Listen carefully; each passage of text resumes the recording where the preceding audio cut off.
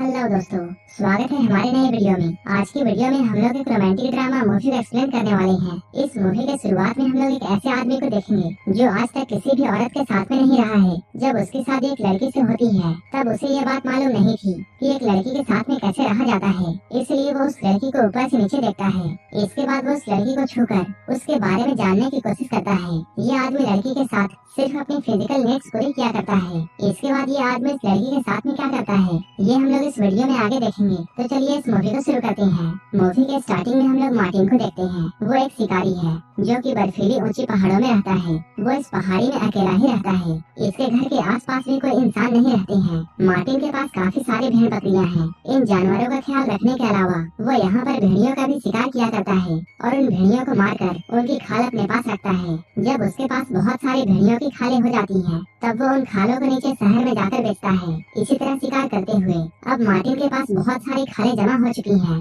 इसलिए वो इन्हें बेचने के लिए शहर की तरफ निकल जाता है। रास्ते में उसे रात हो जाती है, इसलिए वो एक केव में आज की रात बिताता है। इसके बाद मार्टिन फिर से शहर की तरफ निकलता है। शहर पहुंचने के बाद मार्टिन मेयर से मिलता है। मार्टिन इस बार अपने लाए हुए खालों को काफी ऊंची कीमत में बेचना चाहता था। तब मेयर उससे पूछता है, तुमने इस बार दाम क्यों बढ़ा दिए? तब मार्टिन उससे कहता है, इस बार मेरे लाए हुए भेड़ियों की खाल की क्वालिटी काफी अच्छी है। मार्टिन की बातों को सुनने के बाद मेयर उसे पैसे देता है। कुछ देर के बाद बारटेंडर मार्टिन के पास में आता है और वो मार्टिन से कहता है, तुम्हारी उम्र शादी की हो चुकी है, अब तुम्हें शादी कर लेनी चाहिए, क्योंकि अगर कोई लड़की तुम्हारे पास रहेगी तब तुम्हें भी अच्छा लगेगा। लेकिन मार्टिन उसकी बातों पर ज्यादा ध्यान नहीं देता है। अब वो यहाँ से निकलता है। टाउन को पार करते समय उसे एक लड़की पास्कला मिलती है। पास्कला एक विधवा लड़की है, लेकिन पास्कला देखने में बहुत सुंदर है। मार्टिन और पास्कला जब एक दूसरे को देखते हैं तब इन दोनों को एक दूसरे से प्यार हो जाता है। अब ये लोग देखते ही देखते इंटीमेट हो जाते हैं। अब मार्टिन अपने घर में आ चुका है, लेकिन अब यहाँ आने के बाद उसे पास्कला के साथ में बिताए हुए पल बहुत याद आने लगते हैं,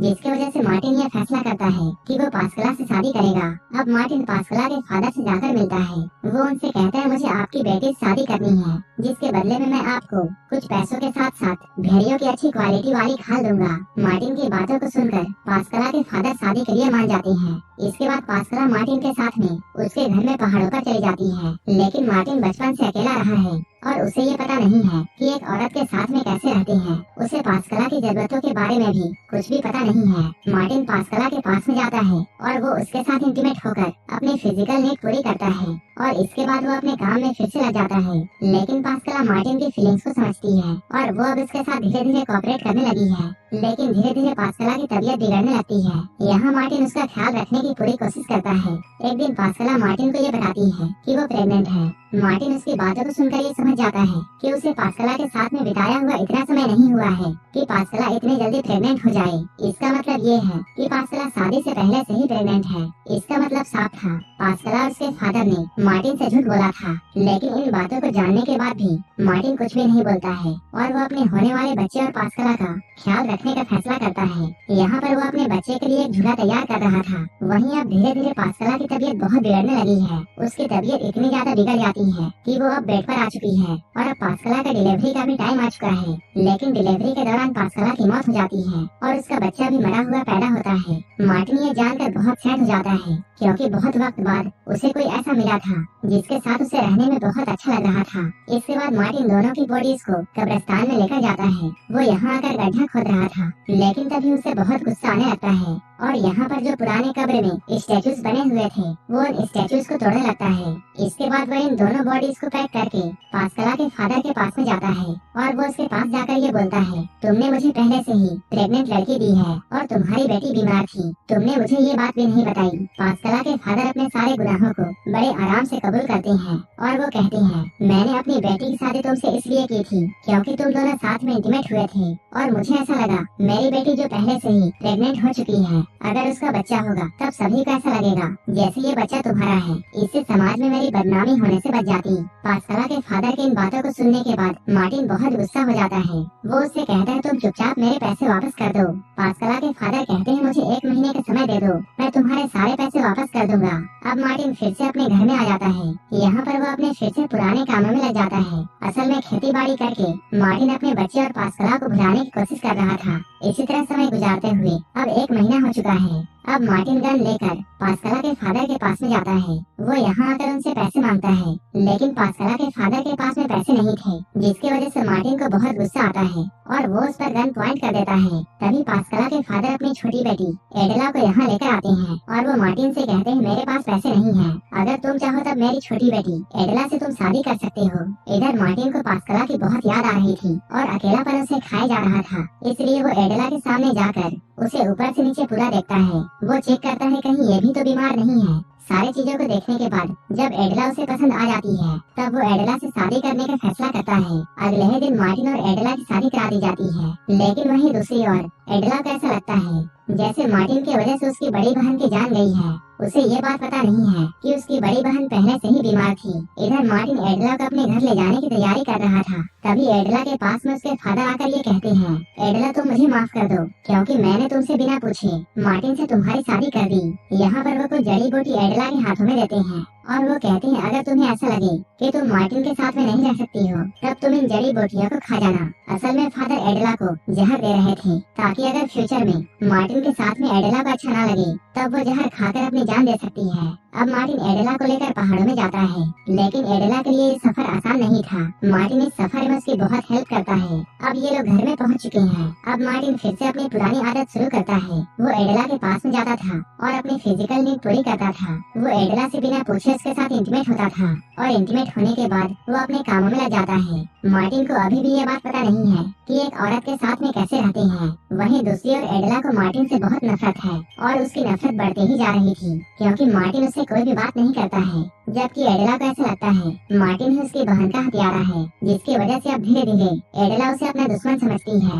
एक दिन मार्टिन एडेला से ये कहता है, मैं 4 दिनों के लिए शहर जाऊंगा, इसलिए अगर तुम्हें कुछ चाहिए तब तुम मुझे बता सकती हो। एडेला कहती है, अगर मेरे पेरेंट्स तुमसे मिले तब तुम उन्हें बताना कि मैं बिल्कुल ठीक हूँ। मार्टिन एडेला को यहाँ पर अच्छे से रहने के लिए कहकर यहाँ से शहर की तरफ रवाना हो जाता है। अब रात हो चुकी है। वो सोने के लिए अपने बिस्तर पर जाती है, लेकिन उसे अकेले इस सुनसान जगह पर बहुत डर लग रहा था। इसके अगले दिन जब एडेला इधर उधर घूम रही थी, तभी उसे कब्रिस्तान में 2 गड्ढे दिखाई देते हैं। इन 2 गड्ढों को देखकर उसे ऐसा लगता है जैसे उसकी बहन प्रेग्नेंट थी। एडेला के मन में ये बैठ चुका था कि मार्टिन ही उसकी बहन का हथियारा है, और इस कब्र के गड्ढे को देखकर उसका शक यकीन में बदल जाता है और अब वो मार्टिन से और भी ज्यादा नफरत करने लगी है। अब 4 दिन बीत चुके हैं और मार्टिन वापस आता है। जब ये लोग खाना खा रहे थे, तभी एडेला मार्टिन से ये पूछती है, कब्रिस्तान में वो 2 गड्ढे किसके हैं? मार्टिन कहता है वो कब्रें नहीं है, बल्कि सिर्फ 2 गड्ढे हैं। मार्टिन की बातें एडेला को काफी अजीब लगती हैं, क्योंकि मार्टिन उससे सच्चाई छुपाता है। इसी बात को लेकर इन दोनों में काफी बहस होती है। तब मार्टिन एडेला से ये कहता है, तुम्हारी बहन के मौत का जिम्मेदार मैं बिल्कुल नहीं हूँ। तुम्हारे बहन के मौत का जिम्मेदार तुम्हारे फादर हैं, क्योंकि तुम्हारी बहन प्रेग्नेंट और बीमार थी। लेकिन इन सब बातों को जानते हुए उन्होंने तुम्हारी बहन की शादी मुझसे करवा दी और उनकी ही वजह से तुम्हारी बहन की मौत हुई है। लेकिन एडेला को उसकी बातों पर विश्वास नहीं होता है और उसे तो ऐसा लगता है जैसे मार्टिन ने ही उसकी बहन को मारा है। एक दिन एडेला को ये मालूम चलता है कि वो प्रेग्नेंट हो चुकी है, लेकिन इस खबर को जानने के बाद वो कुछ ज्यादा खुश नहीं है। एडेला जब ये खबर मार्टिन को बताती है, तब मार्टिन को काफी अच्छा लगता है, क्योंकि अब फाइनली मार्टिन का बच्चा होने वाला है, जिसकी वजह से वो बच्चे के लिए एक नया झूला तैयार करने लगता है।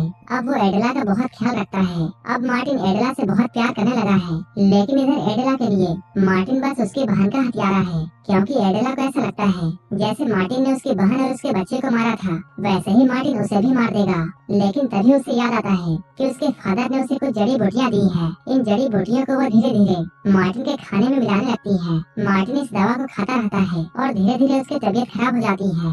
इसी बीच एक दिन मार्टिन शिकार करने के लिए जाता है। अब मार्टिन पहले से काफी कमजोर पड़ चुका है। यहाँ पर मौका देकर एडेला यहाँ से भागने का डिसाइड करती है। वो जंगल की तरफ भागती है, लेकिन उसका पैर मार्टिन के बिछाए हुए ट्रैप पर फंस जाता है, जो कि मार्टिन ने जंगली जानवरों को पकड़ने के लिए बिछाया था। लेकिन एडेला का पैर इस ट्रैप में पड़ चुका था, जिसकी वजह से उसके पैर में बहुत बड़ा घाव हो जाता है। एडेला जैसे तैसे अपने ट्रैप को खोलकर यहाँ से आगे बढ़ती है, लेकिन लंगड़ाने की वजह से वो ज्यादा तेज अब नहीं चल पाती है और जंगल में ही कहीं गिर जाती है। जैसे ही मार्टिन घर पहुँचता है, तब उसे वहाँ उसे एडेला नहीं मिलती है। इसके बाद उसे एडेला की फिक्र होने लगती है। मार्टिन एडेला को जंगल में चारों तरफ ढूंढता है। तब एडेला उसे जंगल में काफी कमजोर हालत में मिलती है। मार्टिन उसे घर लेकर आता है। वो देखता है एडेला के पैरों में काफी बड़ा चोट हो चुका है। इसी बीच मार्टिन को ये पता चलता है कि एडेला का मिसकैरेज हो चुका है, यानी कि एडेला जो भाग करके गई और यहाँ से जाने के बाद जंगल में गिर गई, जिसकी वजह से उसका बच्चा अब इस दुनिया में नहीं है। लेकिन मार्टिन इसके बारे में एडेला को कुछ भी नहीं बताता है। मार्टिन अब एडेला का बहुत ख्याल रखता है। वो उसका इतना ख्याल रखता है कि एडेला के पैरों का चोट बहुत जल्द ही ठीक हो जाता है। लेकिन एडेला को अभी तक पता नहीं है कि उसका मिसकैरेज हो चुका है। इसी बीच एक दिन उसे ये पता चलता है कि उसका बच्चा अब इस दुनिया में नहीं है। इसके बारे में वो मार्टिन को बताती है, लेकिन मार्टिन को इसके बारे में पहले से ही पता था, जिसकी वजह से वो कुछ खास रिएक्शन नहीं देता है। मार्टिन को अब ये पता है कि एडेला उसके साथ रहना नहीं चाहती है। इसलिए एक दिन मार्टिन एडेला के पास में जाकर उससे ये कहता है, मैं ये चाहता हूँ कि तुम अपने घर वापस चली जाओ। मुझे ये बात पता है कि तुम्हें मेरे साथ रहने में बिल्कुल भी अच्छा नहीं लगता है। तब एडेला ये समझ जाती है कि मार्टिन उसे आजाद करना चाहता है। इसके अगले दिन जब मार्टिन की आंखें खुलती है, तब वो देखता है एडेला उसे छोड़कर जा चुकी है। मार्टिन को ये देखकर बहुत दुख होता है, क्योंकि उसे अब साथ रहते हुए एडेला से प्यार हो चुका था। लेकिन एडेला उसे प्यार नहीं कर पाई। मार्टिन जब कॉफी पीने के लिए जाता है, तब उसे ये बात मालूम चलती है कि एडेला उसे स्लो पॉइजन दे रही थी। यहीं पर उसे जहरीली बूटियां मिलती हैं। मार्टिन ये समझ जाता है कि उसके पास ज्यादा समय नहीं है, और अगर उससे कुछ हो जाएगा तब उसके भेड़ बकरियों का ख्याल कौन रखेगा। इसलिए वो अपने बाड़े में जाकर सारी भेड़ बकरियों को खोल देता है, ताकि ये जानवर जंगल में जाकर अपने दाने पानी का इंतजाम कर सके। इसके बाद मार्टिन बिस्तर में जाकर लेट जाता है। जैसे जैसे ऊपर ठंड बढ़ रही थी, मार्टिन की हालत धीरे धीरे खराब होती जा रही थी, और ऐसे में एक दिन मार्टिन की मौत हो जाती है। अगर एडेला अपने फादर से खुलकर बात कर लेती, तब उसे ये बात मालूम चल जाती कि गलती उसकी फादर की है, और शायद मार्टिन आज जिंदा होता। मार्टिन बचपन से ही शिकारी था, जिसकी वजह से उसने किसी के साथ भी समय नहीं गुजारा था। इसलिए उसे ये बात मालूम नहीं थी कि एक औरत के साथ में कैसे रहा जाता है। लेकिन वो चीजों को सीखने की कोशिश कर रहा था। मार्टिन की यहाँ पर कोई गलती नहीं थी, बल्कि गलती तो एडेला की थी, जिसने मार्टिन को जरा भी नहीं समझा और न ही अपने आसपास की चीजों को समझने की कोशिश की। ये मूवी यहीं पर खत्म हो जाती है। ऐसे ही मूवीज के लिए आप हमें टेलीग्राम और इंस्टाग्राम पर फॉलो कर सकते हैं, जिसका लिंक डिस्क्रिप्शन में दिया हुआ है। और ऐसे ही मूवीज के लिए आप हमारे चैनल को सब्सक्राइब कर लेना। तो मिलते हैं हमारे नेक्स्ट वीडियो में।